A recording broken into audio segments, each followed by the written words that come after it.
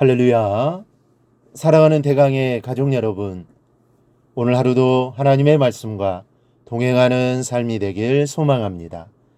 오늘 함께 나눌 하나님의 말씀은 갈라디아서 5장 22절에서 23절 말씀입니다. 오직 성령의 열매는 사랑과 희락과 화평과 오래 참음과 자비와 양선과 충성과 온유와 절제니 이 같은 것을 금지할 법이 없느니라. 아멘. 오늘은 성령의 9가지 열매 중에 희락에 대해서 우리가 함께 살펴보겠습니다. 어느 교회 은혜를 듬뿍 받아서 성경의 단맛을 알고 열심히 성경을 읽던 여지사님이 있었습니다. 근데 어느 날 오후 이 지사님이 고개를 가우뚱거리며 목사님을 찾아왔습니다. 성경에서 이해가 되지 않는 부분이 있다는 것입니다. 이 극락은 불교에서 말하는 것으로 이 절간에서나 쓰는 말인 줄 알았더니 성경 말씀에도 극락이 있다는 겁니다.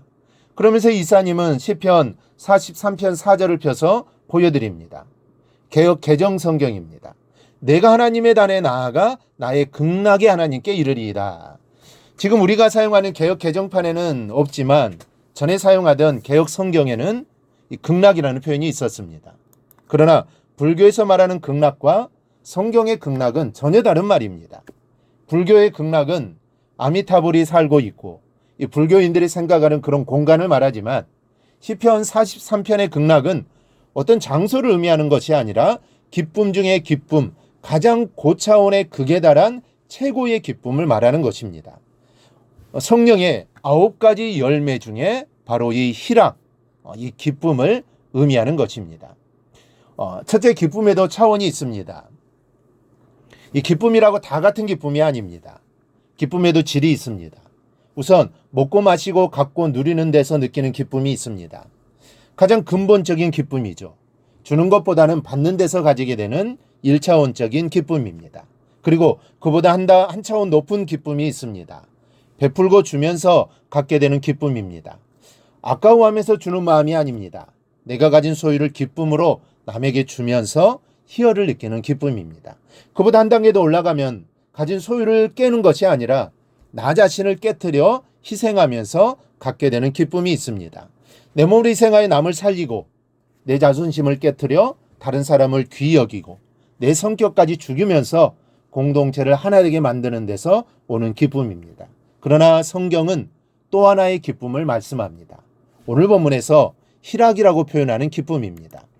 헬라어로 카라인데 구원받은 자의 거룩한 기쁨을 말합니다. 이 기쁨은 죽음에서 건짐받은 기쁨입니다. 영생을 허락받고 하나님의 나라를 유업으로 상속받은 기쁨입니다. 천지의 주제이신 하나님을 아바 아버지라고 부르는 기쁨이 이 희락이라는 기쁨입니다. 여러분, 무엇으로 기뻐하느냐 하는 것은 그 사람의 수준을 말해줍니다. 빵으로 기뻐하는 사람의 수준은 그 정도입니다. 소유하는 것으로 기뻐하는 사람의 수준 역시 그 정도입니다. 여러분은 여러분의 기쁨의 수준을 높이십시오. 여러분들이 가장 기뻐하는 것은 무엇입니까? 물질로 인해 아니면 건강으로 인해 명예로 인해 기뻐하지 않기를 바랍니다. 이러한 것들은 변합니다. 있을 때는 기쁘지만 사라지면 그 기쁨도 함께 사라져버립니다. 그러니 우리 모두 죽음에서 건짐받은 구원으로 인한 기쁨이 가득하기를 바랍니다. 이 기쁨은 절대로 변하지 않습니다. 그러므로 성령의 열매로서 주신 구원의 기쁨을 항상 맛보며 살아가는 성도들이 되기를 바랍니다. 또 하나는 이 기쁨의 문은 회개입니다. 그렇다면 우리가 어떻게 해야 그 기쁨을 열매 맺고 맛볼 수 있을까요? 기쁨은 회개의 문으로 들어가야 얻을 수 있습니다. 시편 32편에서 다윗은 이렇게 고백합니다. 내가 입을 열지 아니할 때에 종일 신음함으로 내 뼈가 새하였도다. 주의 손이 주야로 나를 누르시오니 내 진액이 빠져서 여름 가뭄에 마름같이 되었나이다. 여러분, 힘에 버거운 무거운 짐을 지고는 웃을 수 없는 것입니다. 여러분, 역도하는 선수들을 보십시오. 무거운 역기를 들어올리면서 미소 짓는 사람은 하나도 없습니다. 힘에 지나면 지날수록 얼굴은 일그러집니다.